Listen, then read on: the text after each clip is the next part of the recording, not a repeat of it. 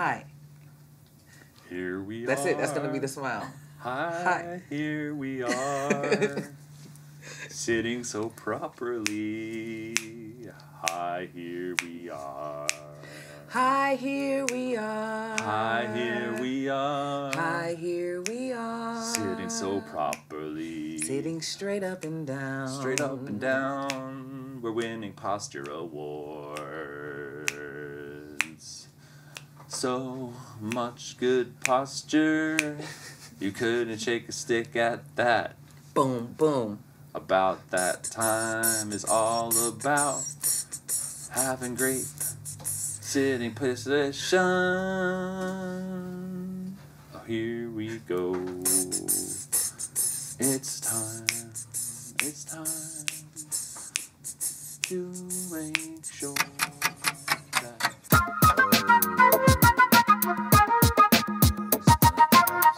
I'm gonna do the intro. It's like a speakeasy. Mary Jane, good afternoon. Welcome to About That Time. We are very excited on this very Wednesday. We have a super special guest in the house today, the one and only Kalea McNeill. If you haven't been following Kalea's career, you are going to know all about her very, very soon. Not only has she been tearing stages up with her stand-up routines, but you can see her on upcoming episodes of the CW's Crazy Ex-Girlfriend, where she plays the inmate Khalifa, as well as upcoming episodes of CBS's Criminal Minds. Kalea, thank you so much for coming through. Thank you for having me. Here we are, appreciate doing our thing. Now, Yes. we like to do something on About That Time. We like to smoke some weed. So I think we rolled up a joint. Sure, I absolutely. put that, usually I take that responsibility. You know? Sometimes I pass that responsibility on to others. This is a noble joint. Thank you. Now, I mean, you're a blunt roller, that is what you told me. I am a blunt roller. Okay. I did preface it with that before. Let's make sure it's hitting first.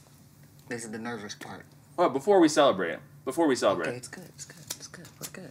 Good. I did well. Thank you, Wiz. Yeah, you were telling us who put you up on the joint rolling game. The one and only Wiz. Yes.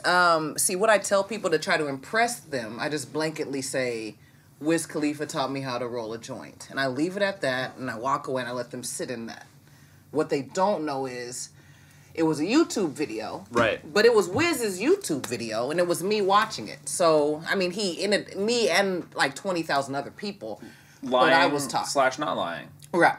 Yeah. Right, I was taught. That by the was wizard himself. The wizard himself. Yes. Now, you're a NorCal lady. Yes. So, did you grow up in the blunt rolling tradition? Was that your first entree into the world of the cannabis? Actually, I grew up square. I grew up very square. And then when I did discover the magic that is cannabis, I started out with blunts, for sure. Definitely started out with swishers, to be exact. And then when I moved to Atlanta, because you got to understand, a lot of people don't know, you smoke different types of blunts in different parts of the country. In different cities. Now, that's actually one of the funnest things about hosting this show is we have guests from all over the country, so we've learned all about regional blunt smoking and marijuana smoking traditions. Now, what did you discover when you moved to Atlanta? Atlanta is the land of the Dutch. The land of the Dutch master. To this day, the Dutch master is my preferred blunt, I guess, capsule. Yeah, cocoon. Cocoon. Blunt cocoon. But, oh my goodness, it's happening. It happens. Sometimes it occurs when the cannabis gets smoked. All right. Okay. Mom will be proud of that one. But now, everybody's on backwoods. Backwoods wave. Flavored That's like... Are you up on the flavored backwoods wave? I'm more original if I do it. Keep it simple. But I mean, honestly, backwoods, there's levels to the type of weed smoker you are. And backwoods is almost like either you're trying to be fancy or you got some money coming in. Backwoods are high as hell. They are very expensive. And, I mean, ever since weed became legal, what we didn't realize what was going to happen was everything associated with weed got more expensive. The blunts got more expensive. Backwoods, which already were like $2. It's like, okay, let me splurge. I'm going to get a backwood. They're now at minimum like $4. I'm like, unless there's weed already in this backwood, keep it. Keep it. Right. So the only time you'll see me smoking a backwood, quite honestly, is if I'm with someone who's already smoking one and I've swiped it before they've noticed. That's a fact. So like a sneaky backwood pocketing moment. Boom. Yeah. Other than that, Dutch Master. Because free is the right price. Oh, yeah. Am I right? Yes. This is of the earth. Why am I paying for this? Even the back, this is tobacco leaf. It came from Mother Earth, and I'm returning it to Mother Earth. Quite honestly, Noah, if you don't mind me going there, you know, a backwood is a tobacco leaf. So I, as a direct descendant of some slave somewhere, should get backwoods for free. Interesting. I'm not sure. Do you grow tobacco? Do you pick it? Well, I think it must have to be grown and then picked. It was harvested. Certainly harvested. It didn't harvest itself, for damn sure. Jesus, blacks are gonna hate me that are watching this. Look, listen, I'm woke. I got lost in that quick moment. Guys, everyone gets lost in a moment now and again. Don't take it too personal.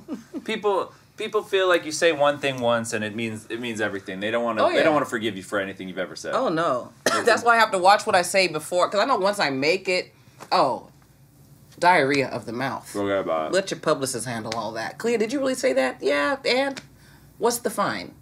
Yeah. You know. Bill me. One day. Motherfuckers. That's what I'd say. Now, speaking of keeping one's comments out of trouble. Right. Is that challenging when you're writing comedy routines, when you're telling stories, doing stand-up? You kind of gotta, like, how do you balance, like, that you don't really, like, how bad do you want to piss people off? Honestly, in this day and age, just do you. Because the more you sit and you think about it, you're taking all the originality out of your piece. Like, my stand-ups are no different than the conversation I'm having with you right now. I'm just telling you guys about things that I've been through, things that happened to me, people around me. Jokes, of course, you know, cultural jokes, you know, racial jokes. These are things that you have to understand. The most offensive thing is always going to get the biggest laugh. I think what the issue is with stand-up is when it goes from the comedy club to social media. People don't know how to differentiate between the two. I.e., this is going to be a somewhat unpopular opinion, but when Roseanne made her comment about the woman, and she said that she looked like a monkey or what have you, and she kind of went on and on. Roseanne's issue was putting that comment on Twitter. And the reason I say that is because I'm in comedy clubs 7 nights a week. Whether I'm performing or not, I'm there. I'm a comedy club bum. That's what you do when you're a comic. You go to the clubs. I could see something like that being said at a late night show by some old white lady, some old white guy on stage. It would get uncomfortable after, and then it would move on. Nobody would deem them a racist. Nobody would say anything crazy about them. But the moment you put it pen to paper, there's no jumping back from that. You can't tell somebody's tone of voice, somebody's intent by just reading what they say. I know I just kind of filtered off a little bit. The weed will do that. Oh no, I'm cool for now. But I try not to let other people affect my writing. If that was the case, then I'm not writing comedy anymore. I'm writing a sketch, and I guess I should make you a co-writer since your feelings had so much to do with what I ended up finally executing. I say what I want to say.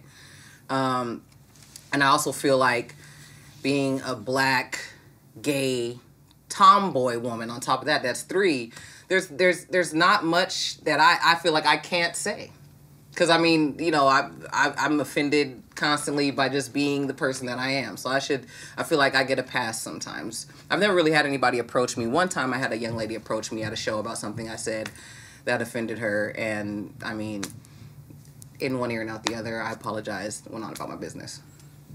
That's what you got to do. Yeah, and that's a nice way to react to it, because sometimes these minor interactions get blown into huge headline news. Yeah. Just keep it chill. That's it. Let your feelings be known. Now, we like to make sure that our audiences are up on everything that's going on with you. Yeah. We like to go and take a couple pictures from your Instagram and just have you tell us the story behind it. Are you ready for this? I am now. Okay. I got a couple pictures for you. You tell us what's going on in these images. All right, the first one, I believe this is a image from being on set. Am I right about that? Yes, that is an image from, that was my release day. No. That's an image from Crazy Ex-Girlfriend, the most recent season. I want to say that episode will be about 6 episodes in. That's my character. That's Khalifa. As you see, she's an inmate in the LA County Jail. She's a dirty thief, but she's happy about it. That's what that is. And how do you feel about that role? Did you feel like it's something that you like got it? Oh yeah, I have fun with it. It's definitely a good time. It's funny that I ended up getting this role. My parents, for a living, work in law enforcement. Oh wow. So actually, I hadn't told my dad. I told my mom. I hadn't told my dad about the role. And I sent him a picture of just me in that, and he lost it. And I had to calm him down, like, Dad, I don't think, like, if I were actually arrested, I'd be sending you a selfie from my phone. Calm down. Like, everything's fine. Oh, this is a role. Okay. Congratulations. Yeah. He's not happy about it. He doesn't like that you're portraying an inmate. No. Now, you got to give us a little background here, because it sounds like growing up with two folks in law enforcement must have been an interesting situation. It definitely was. My mother was a correctional counselor, so any type of lie you tried to get out of, she already knew everything that was going on. Wow, a professional lie interpreter. Basically, wow. For crazy California inmates on top of that. So, of course, she can handle this little black kid. Right. My dad was a correctional officer, retired out of the Department of Paroles in the Bay Area. My dad, generally speaking, was a little bit more easygoing than my mom as far as, like, the discipline went and things of that nature. But when you got Dad mad, it was about to be a problem. He was the lecturer. I mean, he often made me feel like I was somebody on his caseload, because when he would go in, and he didn't mind, using some of his same verbiage, his same techniques, and always reminding us, I talk to people every day about this same thing, and I'm telling you where you can end up because I've seen it. I see it every day. I don't know why he sounded like Bernie Mac at the end there, but that happened. I believe it. I don't know where it came from. Channeled Bernie Mac on occasion. Yeah, Sometimes that's how it goes. Well, we've got another one from your Instagram. Okay. Different kind of vibe. I think you're on the red carpet here. Yes. What's going on? That is at the HAP Awards. That was about 2-3 weeks ago. It's this little award show, the Hollywood and African Prestigious Awards is what it's called.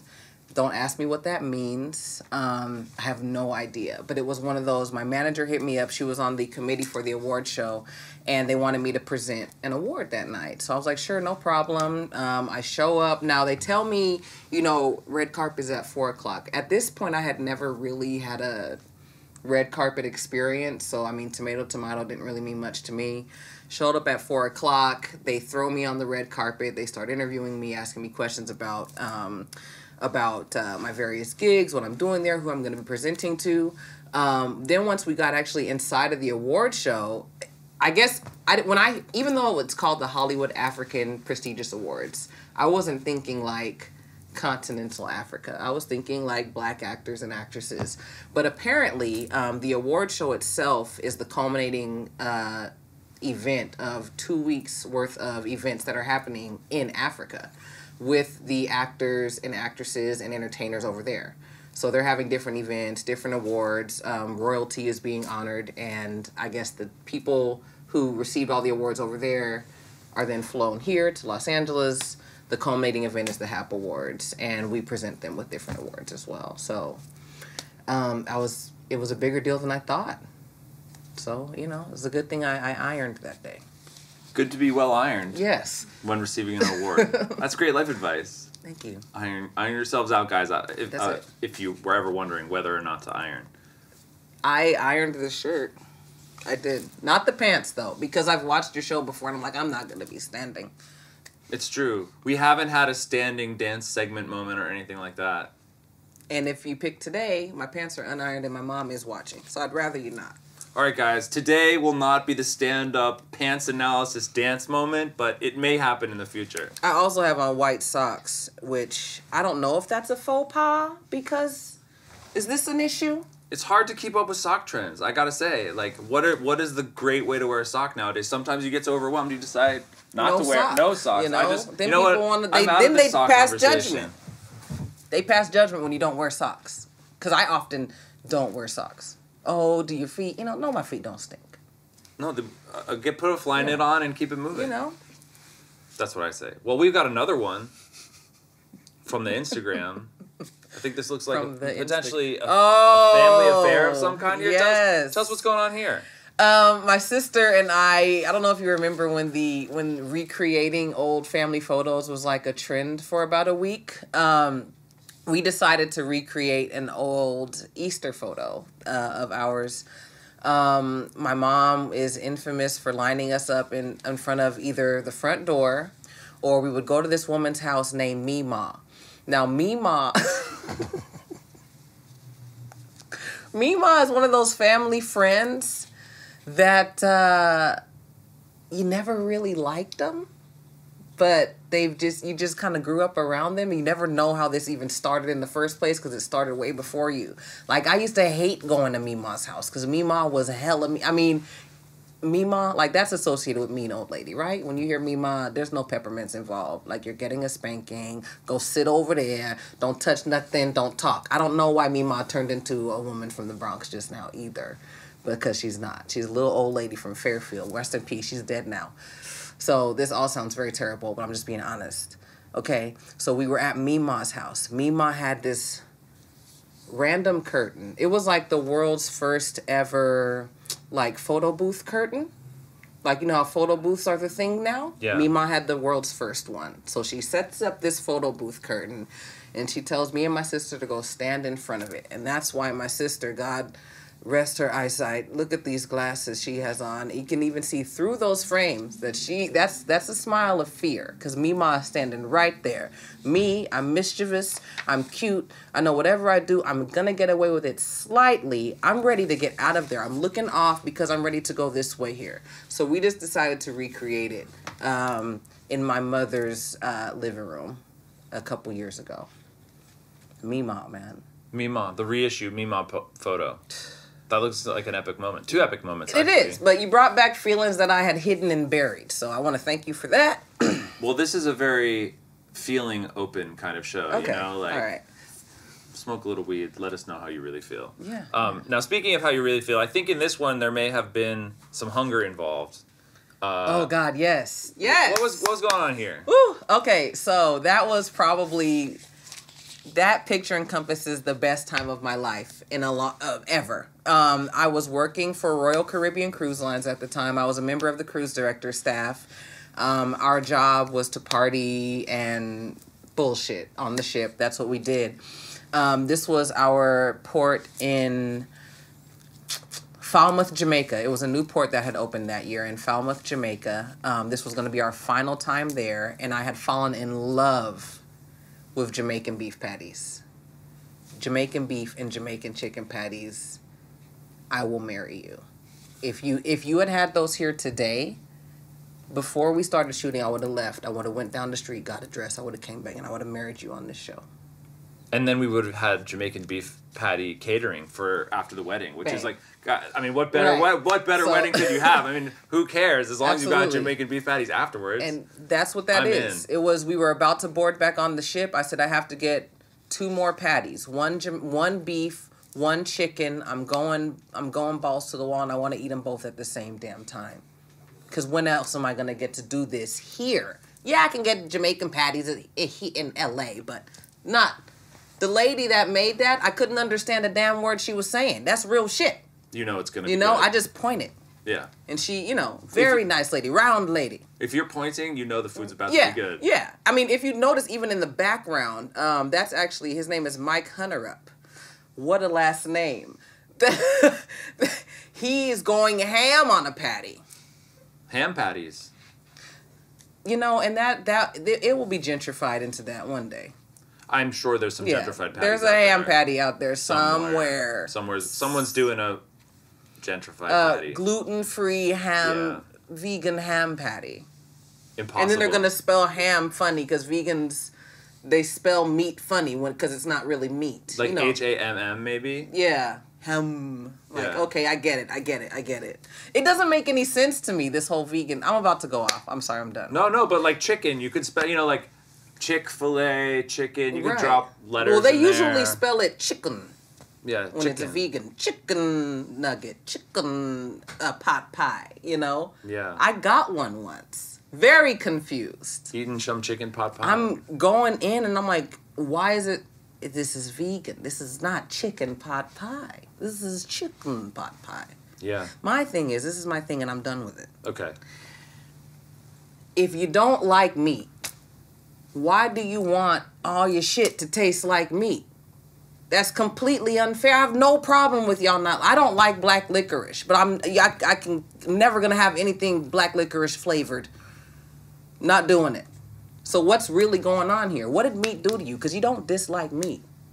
You feel some type of way, and I want to know why. Yeah, that's important questions. Deep questions. Questions worth asking. Thank you. Couldn't agree more. Thank you. There's a vegan on here. I'm sure. It's 1:20. They don't have jobs. There's one on here watching right now. I was driving in LA the other day and I passed a sign for the LA Vegan Reggae Festival. It is a front-forward vegan reggae festival. Huh. Yeah. Go figure. I was not aware that there was a vegan reggae festival. I didn't know that there was a vegan reggae community. It seems like there might even be a vegan reggae movement, Kalea. I think that might be what we're dealing with. Huh. I'm supported. I gotta say. The patties, though. I'm talking. Will we're talking about. ham, they're gonna have chicken patty, beef patty. Yeah, that was 3 E's in there. That's how they would spell it. Sons of bitches. Fish. PH. Fish sandwich. Definitely. Well, the vegan reggae fest. I didn't go. Folks, tell us how it was. I kind of am interested. Yeah. How did that go? And how vegan was it? How were the patties? Tell us. Let us know, please. We gotta know. Chips and dip. Chips and dip, but you're not living a chips and dips life because we got another picture that's just super glossy for you. I believe you are on the set of a TV show. Yes. That you're part of as well. I should specify another TV show. Yes. Okay, what's going on here? This is Criminal Minds. That is Joe Mantegna, the star, and he actually directed that episode of Criminal Minds. I just finished shooting. It sucked because I'd taken off I had really cool I had a real gun. Whenever I held it, they were like, hey, could you keep that towards the ground, please? And I was like, yeah, no problem. It was I had to go through a tactical training. How was that? It was really cool. It was a former military guy, and his job on set is to make sure everything looks even down to the way you hold the gun. I'm thinking, I'd never held a gun before, but I'm like, yeah, sure. He's like, no, finger here, da da da da. And now, when I watch shows, I look at things like that, and I'm like, oh, it is like that. They make everything as authentic as possible. So they gave me a real gun. They call it a really, because when I first got on set, I had all my gear on. They handed me a rubber gun. I'm like, okay, cool. And then they're like, okay, she's ready for the really. Didn't know what that meant. But because I'm kind of new to this world, I don't ask too many questions. You don't want to seem like the retard. So I'm just like, oh, okay, yeah, I'm ready for my really. Then they put this gun in my hand. And I'm just kind of looking at it. They're like, okay. And then this guy walks up with a flashlight in his mouth. This is legit shit. Walks up with a flashlight in his mouth, opens up the gun. He's like, okay, here we have the chamber. You see that it's empty. The clip is empty. This is the safety. You're going to turn the safety off. You're going to hold your hand right here. You're going to point it down. Never point it at anyone until they yell action. Do you understand me? And I'm like, sir, yes, sir. It was crazy. That sounds very intense. Yeah. Tactical training. Yes. But now you know how to hold a weapon. Yeah, absolutely. But your folks were in corrections, but you weren't invited into understanding the world of corrections in that way? No. Definitely a separate but equal household when it came to work and family. My mom did not share whatever went on at work with me and my sister for the most part. Right. Not at all. And I didn't understand it as a child. But even you make things for your parents in school and shit like that, and she would never take anything to work with her. And stuff for your desk. I'm just what's she would hang it up in the house or what have you, but she would never take it to work. But I know now. She's the less they know, the better. They don't need to know that I have kids. They don't need to know how old my kids are. They don't need to see pictures of my kids. Blah, blah, blah, blah. As an adult, I'm like, yeah, of course. Like, I would never. But as a kid, you're just like, huh. Wow. Yeah, it was sad. Mysterious a bit. But now you're portraying both inmates and officers of the law. Yeah. Now, what are the chances of that? I'm guessing your dad might prefer the picture of you in this role. Yeah, I did send him a pic. I did send him the police officer picture. He told me I looked great in blue. I told him thank you. Wearing blue today as well. I am proving a point. Yes. No, it it happens. It happens more often than not. You know, people playing polar opposites, and I think the thing about Crazy Ex-Girlfriend, the show is a comedy, so it's not even like I'm a hardened criminal or anything like that. So that still has yet to be touched.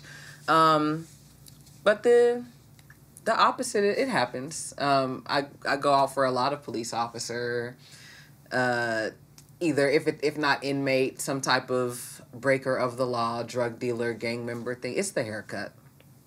It's the haircut. Haircut's important. Yeah, but you know, It says a lot. Does what it does. Yeah, it's true. Mm-hmm. And speaking of doing what you do, there's one last picture from your Instagram. That's you. Yes. On stage. What's going on in this pic? That is at the Funny as Fuck show, which is hosted by a good friend of mine, Sam and Veronica. This was when they had it in Venice. Amazing, amazing show. I was actually, I'm trying to think of what joke I was doing at that moment. That's either the back half of my vegan bit, or it's the bit when I walk into the restroom and this little lady thought I was a man. And I was just like I have this bit where I have to walk into places titties first. That way nobody is startled, because it can get startling. Yeah. Yeah. Yeah, no, really. I've had old women clutch themselves. It's like, whoa, calm down. Like, and then they try to play it off, but there's no way you can play off that you thought I was a dude, lady. Like, oh, I'm so sorry. I just, it's like, Trying to be sneaky grandmas. right, you have soap all over your blouse now. Look at that. No good. You know? But no, that was a great show. Funny as fuck, out of Venice. That show, in a lot of ways, changed a lot for me. I met Jessie Mae Peluso, who is a weed enthusiast. Oh, that's true. We've had her on the show. Yeah, from that day forward, she's really taken me under her wing and gotten me some great opportunities. So absolutely, I believe you're performing tonight in Los Angeles with her. Last night. Yeah, no. She does a show out here called The 7 Deadly Sins. It's an interesting. I've never seen a show like this before. So we have The 7 Deadly Sins. She has 7 comedians on the show. Her and I were co-hosting the show last night. And there's a box on stage, and each comic has to go in right at the top of their set, and they have to pull from the box. And there's an item inside of the box that represents one of each of the 7 deadly sins. So whatever they pull, their set, they have to give us 10 minutes on that. So it's almost like a comedic freestyle, right. Like what you really got. But it was a good time. Jamie Kennedy dropped in on us. It was a good time. Ali Wong came in. It was great. It was a good night. Sounds like a party, man. Yeah. Party on Melrose. Hell yeah. Well, I appreciate your walking us through all of the wonderful pictures from your Instagram. Yeah. Wonderful stories. I appreciate you guys choosing wonderful pictures to be walked through. Oh, well, you have a wonderful vibe, so we figured we better try to keep up. Yeah. So we do another segment here on About That Time called Roll the News. Roll the News, before we do Roll the News, we like to shout out our sponsors, Candy Pens. They make the wonderful Ruby Vaporizer. Oh, turn up. Candy Pens Ruby Vaporizer. Yeah, it's a CBD moment. Okay. If you'd like to have a hit of the CBD pen, please help yourself. We also like to shout out Swami Select. They provided our beautiful cannabis that we smoked on earlier in the show. There's a nice taste to it. Yeah. Robust things. Shout out to Candy Pens. Shout out to Swami Select. But now we'll dig in to Roll the News. Okay, let's do it. Our first story from tonight's installment of Roll the News comes from California. The California Task Force raids have raided over 250 illegal marijuana grows this year. Mm-hmm. So people out there, they're still growing weed. Of course. Even though the law may not want them to grow weed. Mm-hmm. This is the task force in charge of busting those people. And so far, 250 this year. What do you think? I think that's a damn lie. I could think of 250 people right now. They busted a lot more than that. 250 is what they turned in. That task force, those are probably the biggest weed men on the block. I'd say so. Where does all that weed go? I mean, this is my theory on the legalization of marijuana. Even though you have your prop-friendly 100% legal shops, that shit is taxed. And it is taxed high. And when you live in an area, especially LA, I mean, weed is everywhere here. Someone's going to open up a weed shop around the corner, and you're going to be able to get your $40 eighth, or you can go down the street and turn in your medical card and do all this and do all that and pay $55 for the same eighth. Nobody's doing that anymore. People are going to continue to grow on their own. You have a lot of personal growers, too, that sell to some of these legitimate shops. Legitimate shops have to go different routes to get different things as well. I mean, I don't know. I low-key feel like the legalization of marijuana made the quote-unquote weed man an even more important entity. Because if I don't feel like paying, as much as they want me to pay, and you have shops that close down at 8 o'clock, some shops. 8 o'clock? I need to go out and get a blunt sometimes at 9. Or 10 or 11 even. Or 10 or 11. I have, there are 24-hour shops as well. I mean, given that it is a medicine that treats insomnia, is all I'm saying. Late night access is important. So, I mean, I don't see anything wrong with it. I definitely feel like, it's October? They've caught 250. They've caught more than 250 people. Well, they did note in this story that this year was lower than previous years, and they are attributing that to the fact that obviously cannabis is more illegal than it was previously. You might also have people, because I know with your medical card you are able to grow a certain amount. I just don't remember what that amount is. I believe it's 6 plants, personal use. I mean, that wouldn't be anything to raid. I mean, if I could pull off growing 6 plants, I'd be pretty proud of myself. Yeah. Have you ever grown? No. Me neither. I think it's important. Get in touch with the plant. Yeah. You know what I mean? You can have a relationship to it. Grow some great stuff. That's kind of, the Swami Select cannabis. That's outdoor, NorCal, from a farm. Okay. Chill vibes. In touch with the earth, etc. Shout out Swami Select again. California Task Force, busting people. Terrible people. Yeah, I mean, everyone wants weed, to your point. So, I guess it's going to continue. It's not bad. They give it to people with cancer. You will never go to the doctor and he's like, here, have this crack. Crack is bad. Well, I mean, the doctors did give everyone the opiate addictions. Okay. You know what I mean? So, I think that doctors a little bit suspect in the case. I didn't know about that. But it doesn't put a bad light on all doctors. Yeah, no, my point was smashed. I'm gonna be honest with you. It's okay. That doctors don't give you crack. Yeah, because that's been my argument for weed. But for that the is past, technically accurate 10 years. because what they were peddling was more oxys, kind of other side of the spectrum, right? There we go. Yeah, that's different then. Selling them crack. Yikes. We have another story from tonight's installment of About That Time. Speaking of things your doctor would give you, this is about something you might be able to buy at the pharmacy. Okay. In Washington State, they have announced strict new rules for cannabis edibles. Okay. Especially anything that resembles candy or would appeal to children. Okay. Now, here's a question. Are you an edibles person? Do you mess with the edibles? I could do without. I don't like edibles as much as I used to.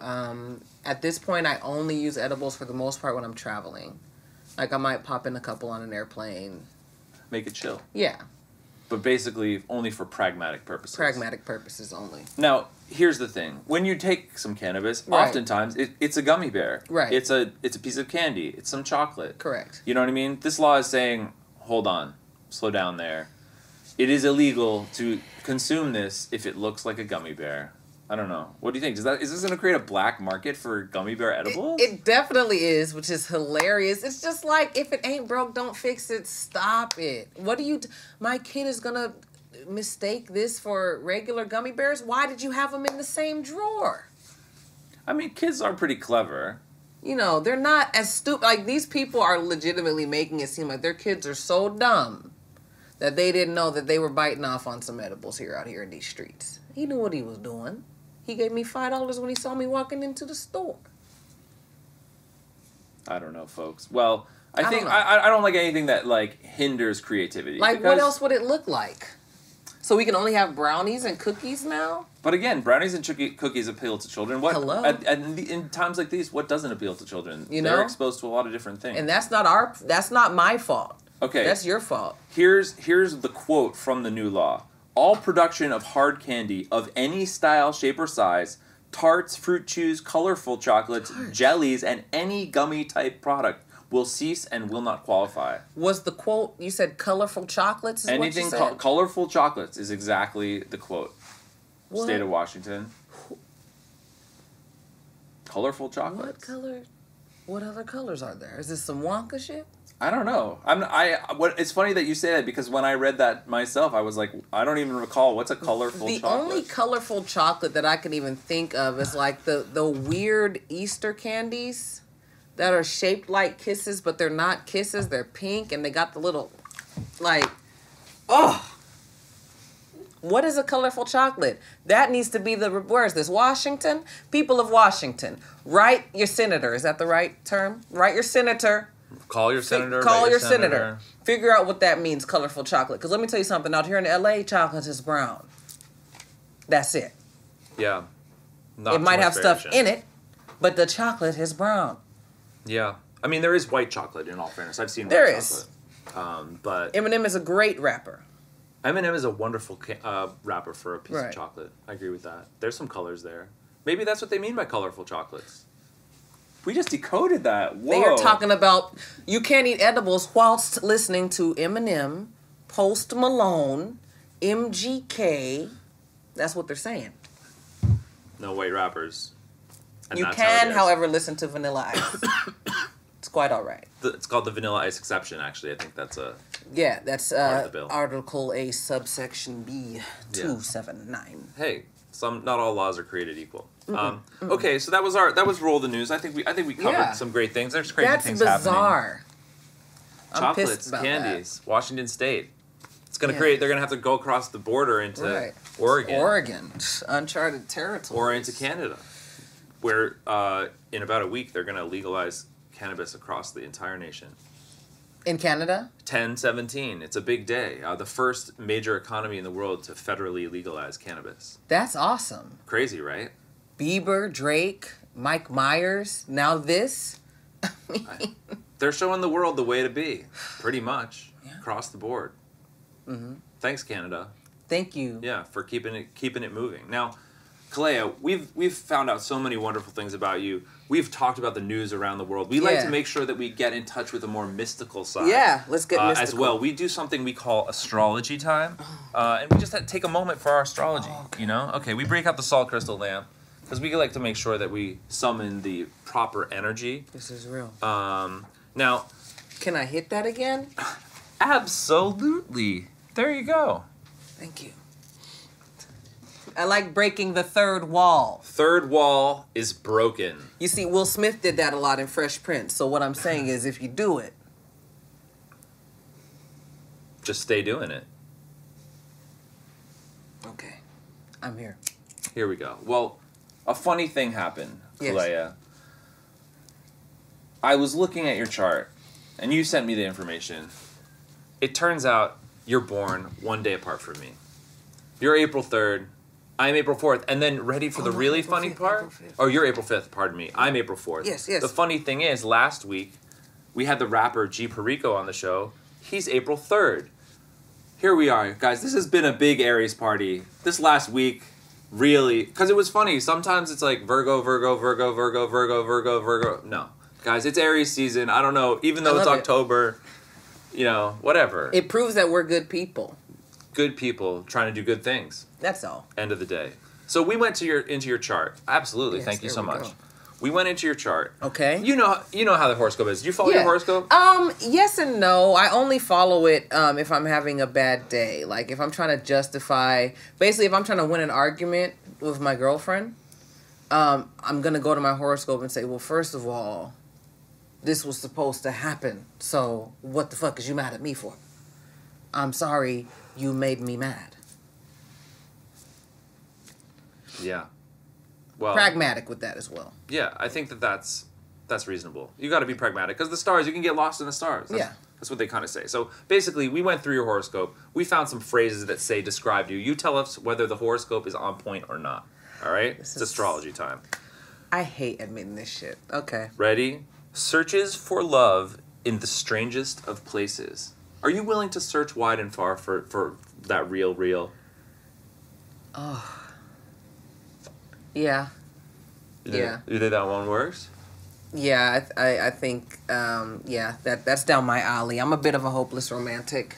Oh, yeah? Mm-hmm. Willing to go to great extents to pursue real love? Absolutely. I embarrassed myself about a month ago for it. Tell me more. Showed up at my ex's job. Actually, this was about 2.5 months ago when the Kiki challenge was huge. Oh, yeah. Showed up at her job with my friend whilst he was recording. I figured out that she was on her lunch break, and so she was like standing right outside of her job. And we pulled right up, blasted the music, had the song going, the camera going, and I created a Kiki challenge dance for her. All of her coworkers were around, and then presented her with a gift afterwards.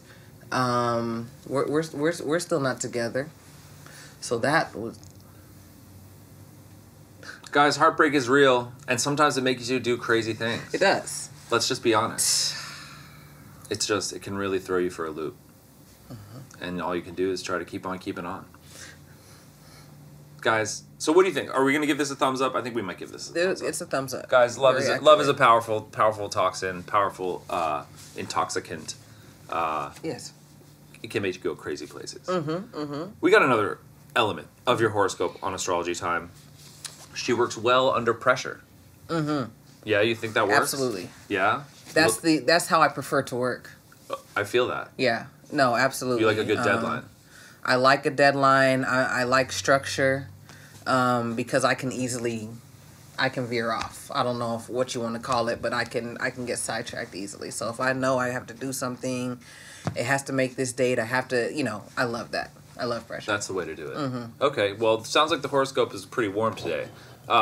Element number 3, always ready to pull everyone else out of a crisis. Are you a good person to be around if you're in a crisis? Are you good at helping others in their crises? Yeah, definitely. Yeah. To a fault, because I ignore my own crises. True. Yeah. That's one of the problems with being crises adjacent. Yeah. Yeah. Yeah. I ignore my own, and either you ignore your own, or it's hard for you to go to somebody because you're like, well, how the hell am I supposed to go to you for help if I was just helping you? I'll just hug my knees and rock in the shower. Yeah, that is a potential state of reality. Yeah. But it's good to be there for a friend. Yeah. Who's having a crisis or not. Okay. It's nice to be needed every now and again. Yeah, and especially when there's a time of need, that's a good time to be a friend. It's sacred when somebody confides in you. I take that very seriously because you could have gone to anybody with that. It's true. Mm-hmm. It's true. That's something that shows real friendship. Now we got one last element for tonight's Astrology Time. She wants to do everything her way. Is it your way or the highway, Kalea? Oh my God, this is awful. True? Yeah. Really? Yes. Basically, it's your way. It's true off of the fact that like if this was an emoji, you would have got the eyes with the mouth straight. That one. Too serious. A little too serious. Yeah. No. I'd like to say I compromise, but I'm very good with my words, and I will figure out how to make your compromise still what I wanted to do in the first place. Yeah, it's definitely. I don't want to say my way or the highway. I mean, I didn't ask you to leave. You chose to go. Yeah, choice is important. Yeah. In that context. Well, anyway, it sounds like the horoscope was very warm tonight. We always like that. So before we wrap up the show, we like to make sure that we give you a moment to let everybody out there in About That Time world know about what's going on for you, what they should be checking for on the horizon? Absolutely. Hello, About That Time world. You can follow me on social media at whatever Kalea. Look for me this Friday on the season premiere of Crazy Ex-Girlfriend. You will meet my character Khalifa. You will see what she's all about. You'll see her again later on in the season. But no, be on the lookouts for that. Follow me on social media because we're having the big premiere party on Saturday. You'll be able to get the behind-the-scenes gossip on that. Criminal Minds, you'll catch me in episode 6 of this current season. That's where you'll meet Officer Gaines. And you can also, if you want to laugh a little bit, look for me on True TV on the show Laugh Mob's Laugh Tracks. I'll be portraying the Nigerian-British comedian Gina Yashiri. It was a very fun episode to shoot. I don't have a shoot date for that yet, so just keep checking as I am checking. It was a black production, so I'll find out when y'all find out. Probably when it come on is when I will find out. Okay? I'm serious. Other than that, thank you for having me. This is amazing. No thanks necessary, Kalea. Thank you so much for coming through. Again, thank you, Kalea McNeill. Thank you, Candy Pens. Thank you, Swami Select. Mary Jane. It's been real. See you soon.